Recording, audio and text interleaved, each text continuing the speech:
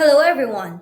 Ngayong araw, tuturuan ko kayo kung paano gamitin ang purchase receiving.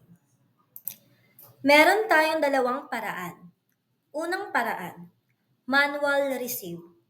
Pindutin ang purchase, hanapin ang on the way, pindutin ang purchase receive. Pindutin ang purchase order, at pindutin ang confirm receiving. Maglagay kung ilan ang received quantity.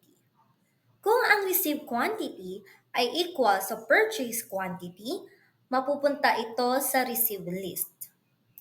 Dito naman, kapag sumobra ang paglagay ninyo ng quantity, merong magre-remind sa inyo ng over. Kung ito naman ay mas mababa, mapupunta ito sa partial reception. At makukumpleto mo rin ito maya-maya. Pwede ka rito mag-print ng SKU label.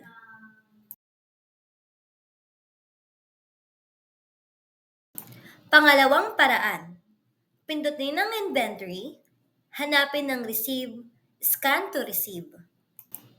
Sa pamamaraan nito, mas maiiwasan ang mga error at mapapadali nito ang proseso. Kung na-receive na, pindutin lang ang receive. Pagtapos ma-receive, pwede mag-print ng label for the products. Kung may iba pa kayong katanungan, i-click lang ang chat with us at pwedeng-pwede kayong lumapit sa ating customer service.